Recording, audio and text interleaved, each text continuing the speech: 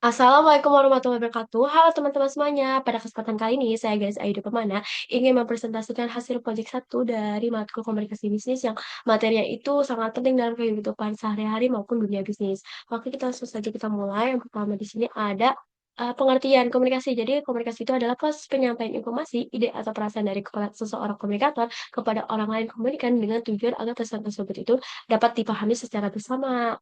Misalnya di sini ada prinsip dasar komunikasi. Yang pertama itu adalah komunikasi adalah proses yang dinamis dan berkelanjutan. Jadi komunikasi itu tidak terjadi secara tiba-tiba, melainkan itu melalui suatu proses yang terus berlangsung dan dapat berubah sesuai dengan situasi dan kondisi. Yang kedua itu ada komunikasi itu bersifat dua arah atau lebih. Jadi dalam komunikasi yang efektif itu tidak hanya ada penyampaian saja, tetapi juga adanya respon atau umpan balik dari penerima pesan. Nah, yang ketiga ini adalah komunikasi menggunakan simbol. Jadi yang simbol-simbol yang dimasuk itu adalah bahasa, tulisan, gambar, atau isyarat. Jadi simbol ini tuh harus bisa dipahami oleh kedua pihak.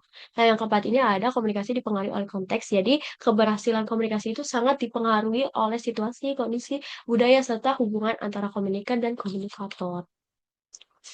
Nah, yang kelima ini adalah komunikasi menimbulkan efek atau dampak. Jadi, setiap komunikasi akan menghasilkan efek, baik dalam bentuk perubahan pengetahuan, perasaan, maupun tindakan. Yang keenam ini adalah komunikasi tidak selalu berjalan dengan sempurna. Jadi, seringkali itu terjadi hambatan atau gangguan yang menyebabkan pesan itu tidak tersampaikan dengan baik. Nah, yang ketujuh ini ada komunikasi itu tidak dapat kembali. Jadi, pesan yang sudah disampaikan itu tidak bisa dihapus sepenuhnya itu tidak bisa ada sehingga kita tuh perlu kehati-hatian dalam berkomunikasi. Nah, yang ke-8 ini ada komunikasi itu melibatkan etika. Jadi dalam berkomunikasi itu sangat penting untuk kita memperhatikan sopan santun, norma dan nilai yang berlaku.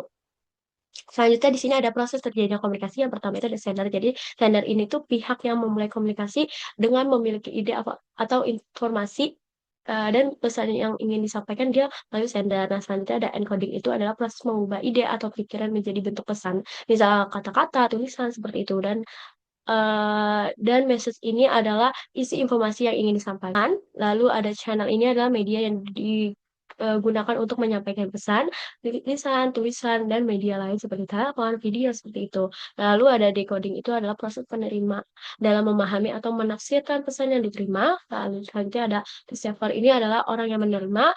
Lalu ada feedback itu adalah respon atau tanggapan dari penerima kepada pengirim ngirim dan yang terakhir itu ada noise itu adalah sesuatu yang dapat menghambat komunikasi seperti suara, bising, salah paham dan bahasa yang tidak jelas. Selanjutnya di sini ada contoh studi kasusnya itu terjadi kecelakaan Tenerife Airport disaster yang melibatkan maskapai KLM dan Pan AM itu terjadi akibat kesalahpahaman komunikasi antara pilot dan menara kontrol. Jadi dalam kondisinya lagi cuacanya lagi kabut tebal dan pilot itu mengira telah mendapatkan izin lepas landas, padahal itu belum. Dan sementara pesawat Pan AM itu masih berada di kawasan landasan yang sama dan akibatnya itu kedua pesawat itu bertabrakan dan menewaskan ratusan penumpang. Jadi kasus ini tuh menunjukkan bahwa komunikasi yang tidak jelas dan tanpa konfirmasi yang berakibat fatal. Nah, di sini ada komunikasi tertulis bisnis. Itu adalah proses penyampaian informasi atau ide dalam dunia bisnis melalui media tulisan dengan tujuan agar pesan tersebut itu dapat dipahami secara jelas, tepat, dan profesional oleh pihak yang dituju. Jadi komunikasi ini tuh biasanya digunakan dalam kegiatan formal dan menjadi bagian penting dalam operasional perusahaan karena dapat dijadikan sebagai bukti atau dokumentasi. Nah, di sini juga ada tujuannya. Itu yang pertama itu menyampaikan informasi, yang kedua itu memberikan instruksi, yang ketiga itu menjalin hubungan kerjasama, yang keempat ini adalah sebagai bukti atau dokumentasi resmi. Dan ada ciri-cirinya juga. Yang pertama itu menggunakan bahasa formal dan sopan, lalu disusun secara sistematis dan terstruktur, lalu jelas, singkat, dan padat, dan memiliki tujuan yang jelas, lalu dapat dipertanggungjawabkan. Nah, selanjutnya di sini ada jenis-jenisnya, itu ada dua. Yang pertama itu adalah komunikasi internal. Jadi komunikasi internal itu yang terjadi di dalam lingkungan perusahaan, baik antara karyawan maupun antara atasan dan bawahan. Jadi tujuannya itu untuk mendukung kelancaran operasional dan koordinasi kerja. Dan bentuk-bentuknya itu yang pertama itu ada memo, yang kedua itu ada notulen, rapat, lalu yang ketiga itu pengumuman, yang keempat itu laporan internal, dan yang kelima itu ada email internal. Selanjutnya di sini ada komunikasi eksternal itu yang dilakukan antara perusahaan dengan pihak luar, ya seperti pelanggan, mitra bisnis, vendor, atau masyarakat. Jadi komunikasi ini tuh bertujuan untuk membangun hubungan kerjasama, menyampaikan informasi, serta menjaga citra perusahaan. Dan bentuk-bentuknya itu seperti surat bisnis, email profesional, proposal bisnis, lalu kontrak dan perjanjian, lalu siaran pers, dan laporan tahunan.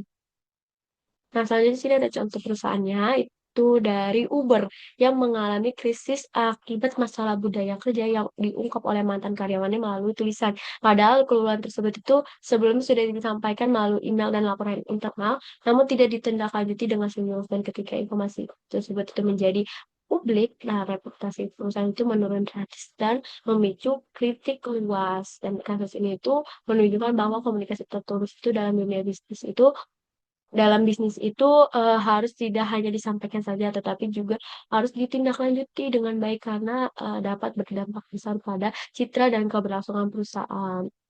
Nah, selanjutnya sini ada komunikasi dalam negosiasi itu adalah proses pertukaran informasi, ide, dan pendapat antara dua pihak atau lebih yang memiliki tujuan kepentingan berbeda dengan tujuan mencapai kesepakatan yang saling menguntungkan.